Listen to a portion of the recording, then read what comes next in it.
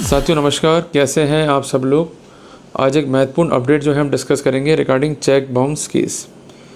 साथियों कई बार आप सबकी क्वेरी आती है कि साहब हमने कोई गलत काम नहीं करा है, हमने तो रुपए कम उधार लिए थे, हमारा चेक बड़ी क्वांटिटी में भर के जो है कंसर्न परिवादी ने उसका मिसयूज़ किया है, हमको बचा लो और हमें गलत रूप से जो है फंसाया गया है। देखो आप कितना ही रो लो, चिल्ला लो और कितने कोर्ट से ये कह दो कि साहब मैं इनोसेंट हूँ, कोर्ट आपको छोड़ेगा नहीं। अगर आपके हस्ताक्षर चेक पर हैं, चेक पर आपके साइन जो है एडमिटेड हैं, तो वहाँ पर हमारे खिलाफ प्रिजम्पशन है। सेक्शन 139 NI एक्ट का प्रिजम्पशन को आपको रिप्यूट करना पड़ेगा। अगर प्रिजम्पशन रिप्यूट नहीं करोगे तो कोर्ट जो है कन्वर्ट कर देगा आपको। प्रिजम्पशन रिप्यूट करने के लिए you are not suppose to stand your case beyond reasonable doubt. आपको अपना स्टैंड रखना है by the virtue of probable defence. जैसे ही आप अपना ड्यूटी जो है डिस्चार्ज करते हो, प्रिजम्पशन को रिप्यूट करते हो, बर्डन जो है शिफ्ट होता है परिवादी के ऊपर। Now he has to stand the case. अगर वो अपना केस स्टैंड नहीं कर पाता है, कॉर्पोरेशन फाइल पे नहीं लेके आ पाता है, देन आपको अल्टीमेटली इसका फ़ायदा मिल जाएगा। इस बात को जो है आप नोट रखिएगा। साथियों जो केस आज मैं डिस्कस कर रहा हूँ ये बहुत इंपॉर्टेंट है, क्योंकि हम लोग जो सोचते हैं ना, वो सोचते हैं लाख, 2 लाख, 3 लाख, 4 लाख तक, और जो कॉर्पोरेट्स है ना, इनकी शुरुआत ही होती है करोड़ों के अंदर। एक बड़ा स्कैम मैं कहना चाहूँगा हुआ परिवादी के हिसाब से, करीबन 1.5 करोड़ रुपए जो है जीम लिए कंसर्न आरोपियों ने। चेक वो दे गए, उसके बावजूद भी प्रोसिक्यूशन फेलियर हो गया। क्या है ये मामला, इसको हम समझते हैं, स्टेप बाय स्टेप जो है चीज़ों को नोट डाउन करते हैं। साथियों मैंने एक बात लिखी है, मेकिंग ऑफ 2 कंपनीज। तो ये कंपनीज जो है बहुत बड़ा अध्याय है चेक के मामलों में। साथियों अगर एक इंडिविजुअल केस को लड़ता है तो उसके पास हथियार ही नहीं होते केस को लड़ने के लिए, और एक कंपनी जब केस को लड़ती है तो वहाँ पर उनके पास हथियार है कंप्लायंसेस के। उनका पहला अटैक ये होता है कि सेक्शन 141 NI एक्ट को आपने कंप्लाई विद नहीं करा। ये प्रोविज़न इम्पेरेटिव है। जब तक कंप्लायंसेस नहीं करोगे केस जो है मेट आउट नहीं होगा, और अल्टीमेटली ये लोग जो है जो कानून के लूप होल्स हैं उसका फ़ायदा उठाकर बच के निकल जाते हैं। जो केस में डिस्कस कर रहा हूँ इसका जो टाइटल है वो है नूतन गोयल बनाम स्टेट। जजमेंट है दिनांक 8 मई 2025, और जजमेंट जो है प्रोनाउंस किया है ऑनरेबल दिल्ली हाई कोर्ट ने। नोट डाउन कर लिया होगा आपने, मैंने डिटेल्स जो है आपको लिख दी हैं। It is Nutan Goyal versus state. अब फैक्ट्स क्या थे इस मामले के कि यहाँ पर 2 कंपनी है। तो कहना यह था परिवादी का कि 2 कंपनियों ने आपस में गठबंधन कर लिया, और जो ये गठबंधन है उसको हम कानून की जो भाषा है उसमें कहते हैं कंसोर्टियम एग्रीमेंट। मैं स्पेलिंग जो है आपको लिख के दे रहा हूँ, इसको आप नोट डाउन कर लीजिए। बेसिकली ये क्या एग्रीमेंट है कि 2 कंपनियां जो हैं अपने राइट्स क्या होंगे, ड्यूटीज़ क्या होंगी, उनके शेयर्स क्या होंगे किसी वर्क में या प्रोजेक्ट में, उसको जो है डिटरमिन कर लेती है। ये बेसिकली इंडिकेशन है उनके इंटरनल अरेंजमेंट्स का। तो यहाँ पर 2 कंपनियां हैं A1 A2। A1 के जो है अपने डायरेक्टर्स और प्रमोटर हैं, A2 के अपने डायरेक्टर्स और प्रमोटर हैं। कहना यह था परिवादी का कि जो ये कंपनियां बनी ना, इसका बेसिकली ऑब्जेक्ट किसी भी रूप में डेवलपमेंट है ही नहीं। इनका ऑब्जेक्ट क्या है, टू चीट द पब्लिक। इस कॉन्सिक्वेंस में क्या हुआ कि जो A2 है उसका एक डायरेक्टर है मिस्टर V। उसने लोन ले लिया 1 करोड़ का परिवादी से, और ये लोन दिया गया खाते में, means by the way of RTGS।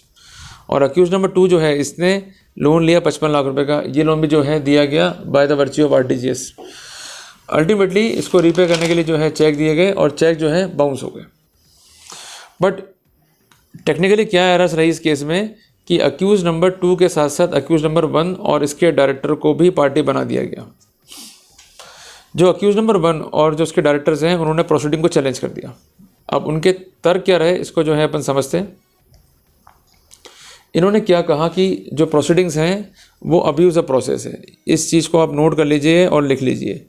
देखो अब्यूज़ ऑफ प्रोसेस बोल देने से काम नहीं चलेगा, अब्यूज़ ऑफ प्रोसेस को आपको इंडिकेट भी करना पड़ेगा। अगर वो इंडिकेट आप नहीं कर पा रहे हो, प्रोसीडिंग्स जो हैं वो टिकेंगे नहीं आपकी हाई कोर्ट में, अल्टीमेटली आपको हार का सामना जो है करना पड़ेगा।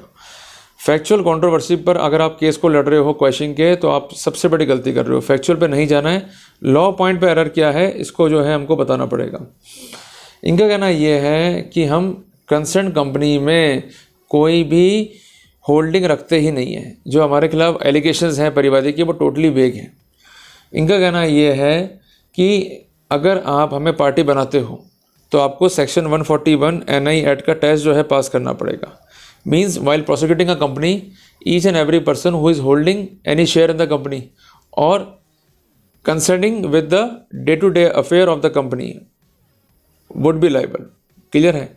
तो अगर कोई आदमी होल्ड कर रहा है मेयर पोस्ट ऑफ डायरेक्टर या एक नॉन एग्जीक्यूटिव डायरेक्टर है तो किसी भी रूप में मुकदमा नहीं चलेगा, या ऐसा कोई डायरेक्टर जो डोरमेंट है या कंपनी के फाइनेंशियल अफेयर में कोई ताल्लुक नहीं रखता है और उसने किसी भी फाइनेंशियल एक्टिविटी में पार्टिसिपेट नहीं किया है। क्लियर हो गया अपने को? साथियों, तर्क यह था कंसर्न्ड आरोपी गण का कि एक महत्वपूर्ण जजमेंट ऑनरेबल सुप्रीम कोर्ट का SMS pharmaceuticals limited versus Neeta, judgement का साइटेशन है 2005 वॉल्यूम 8 SCC पेज नंबर 89। इसको जो है कंप्लाई विद नहीं किया गया। जजमेंट है के आहूजा वर्सेस VK वोरा का, इसको भी जो है कंप्लाई विद नहीं किया गया। इसका टाइटल है 2009 वॉल्यूम 10 SCC पेज नंबर 48। इनका ये कहना है कि एक महत्वपूर्ण जजमेंट है ऑनरेबल सुप्रीम कोर्ट का जिसका जो साइटेशन है वो है 2024 INSC पेज नंबर 206, उसको भी कंप्लाई विद नहीं किया गया। इसके अलावा जजमेंट है ऑनरेबल सुप्रीम कोर्ट का 2010 वॉल्यूम 3 SCC पेज 330, उसको भी जो है कंप्लाई विद नहीं किया गया। जजमेंट है 2023 वॉल्यूम 8 SCC पेज 473, उसको भी जो है कंप्लाई विद नहीं किया गया। इन सभी जजमेंट्स में ये स्पेसिफिक किया गया है merely because a person is a managing director or a director in a company, he could not be responsible to conduct the business of the company as responsible for day to day affairs। ये सबसे important जो है formula है। अगर केवल एक seat को hold कर रहा है, कंपनी के फाइनेंशियल अफेयर्स में उसका कोई इंटरफेरेंस नहीं है, इन दैट सिनेरियो प्रोसीडिंग्स जो है मेंटेनेबल नहीं होगी। तो इनका तर्क यह था कि A1 जो है ना तो कोई पोजीशन को होल्ड कर रहा है, A1 जो है वो डायरेक्टर भी नहीं है, उसके जो कंसर्न डायरेक्टर्स हैं उसका भी कोई भी इंटरफेरेंस A2 की प्रोसीडिंग्स में नहीं है, इवन जो चेक है उस पर उनके हस्ताक्षर भी नहीं है। तो ऐसे सिनेरियो के अंदर वाइकरस लाइबिलिटी जो है सेक्शन 141 NI एक्ट में इम्पोज नहीं की जा सकती। अल्टीमेटली केस को जो है क्वेश करने के ऑर्डर कर दिए कंसर्निंग द पिटिशनर, जो कि थे A1 और उनके डायरेक्टर्स प्लस प्रमोटर्स। क्लियर हो गया अपने को?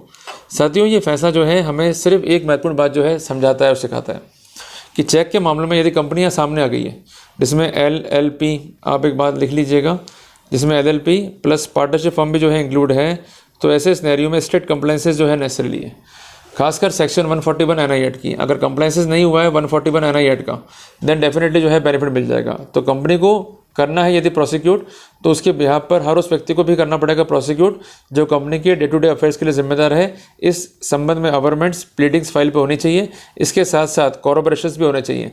General vague averments could not be a basis for the genuine prosecution. मामला जो है टेक्निकल है और टेक्निकल ऑफेंसेस को डील करने के लिए आपकी साक्ष्य का नेचर भी टेक्निकल होना चाहिए।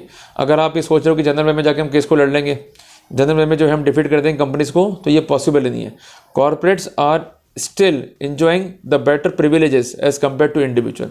तो अगर आप एक आम आदमी हो, आपका कोई वैल्यू नहीं है। अगर आपकी पार्टनरशिप फर्म है तो कोई वैल्यू नहीं है, पर अगर आपकी पार्टनरशिप फर्म है, LLP है, कंपनियां हैं, तो मैं दावे से कह सकता हूँ कि you are having the powerful instrument. In case हो गया तो ये कंपनियां जो है लोड ले लेती है अपने ऊपर। लोड जो है आप पर कभी नहीं आएगा। वो लोड कब आएगा? जब परिवादी ये प्रूव कर दे कि उसने ड्यू कंप्लायंसेस किया है, परिवादी ये प्रूव कर दे कि उसने 141 NI एक्ट का अक्षरशः पालना सुनिश्चित कर ली है, परिवादी ये साबित कर दे कि कंपनी जिसको पार्टी बनाया गया उसका अस्तित्व है और उस कंपनी के बिहाफ पर कंसर्न डायरेक्टर्स हैं। ये डायरेक्टर्स जो हैं डे टू डे अफेयर्स के जिम्मेदार हैं, जिस कारण मेरे पास कॉरोबरेटिंग एविडेंसेस है, जिस कारण से इन्हें पक्षकार बनाया गया है। जब तक ये कंप्लायंसेस नहीं है तब तक केस जो है फेलियर हो जाएगा। तो देखा, मतलब एक छोटी सी सावधानी कितना बड़ा बचाव जो है आपको दे सकती है। तो इसलिए अगर आप इंडिविजुअल हो या प्रॉपर्टीशिप फर्म्स पे काम कर रहे हो तो आप व्यापार को जो है कम से कम करो या मत करो, सलाह यही है आपको। पर अगर आप कॉर्पोरेट्स हो तो ये इंस्ट्रूमेंट अगर अवेलेबल हैं तो then definitely you could save yourself. और एक बात मैं छोटे से कहना चाहूँगा, आज के टाइम पे हमारे पास मेथड है फ़ोन पे, गूगल पे, पेटीएम। अगर इनको पेमेंट करना ही होता है कॉर्पोरेट्स को तो इजीली पेमेंट कर सकते हैं। इवन RTGS है, नेफ्ट है, ये लोग आज भी चेक क्यों लेते हैं? इनको मालूम है कि चेक दे दिया हम लोग शांति में। अब चेक का पेमेंट देना है तो वी में टेक टाइम, उसमें हम कोई भी डेट जो है डाल के टाइम जो है ले सकते हैं। चेक बाउंस भी होगा तो क्या बिगड़ेगा? केस हो जाएगा और वो केस सालों साल चलता रहेगा, अल्टीमेटली राजीनामा हो जाएगा और हम भरी हो जाएंगे। तो still corporates are enjoying better privileges. इसके अलावा इनको मालूम है कि अगर परिवादी ने कंप्लाइंसेस नहीं करा, गलत परिवाद पेश कर दिया और उल्लंघन है 141 NI एक्ट का, तो हम जो है ब्रेकेज भी ले लेंगे। तो इसलिए being a corporates in cheque matters we would enjoy the better privileges as compare to individual. तो ये टॉपिक जो है इसलिए मैंने आपको समझाने के माध्यम से जो है तैयार किया और PPT के माध्यम से आपके समक्ष रखने का जो है प्रयास किया है। तो साथियों, उम्मीद करता हूँ कि टॉपिक को मैंने प्रॉपर्ली जो है कन्वे किया आपको। Thanks for the patience hearing, और हम जल्दी मिलेंगे एक नए टॉपिक के साथ पे। तो आपको अब होमवर्क क्या करना है, आपको मैं एक होमवर्क देके जा रहा हूँ। अगर आप एक कंपनी है तो ये अश्योर कर लें कि आपके केस में 141 NI एक्ट का जो है कंप्लाइंस हुआ है या नहीं हुआ है। अगर नहीं हुआ है then definitely in light of judgement of honourable supreme court, जो मैंने आपको बताया भी है, we could take the privileges and could have the benefit. ठीक है जी। तो there is no need to worry. मामले कॉम्प्लिकेट हैं मानता हूँ, पर अगर ढंग से लड़े जाएँ, सूझबूझ से लड़े जाएँ और हमारे पास प्रॉपर इंस्ट्रूमेंटेशन है, then definitely we could win. तो साथियों, जल्दी अपन मिलेंगे एक नए टॉपिक के साथ।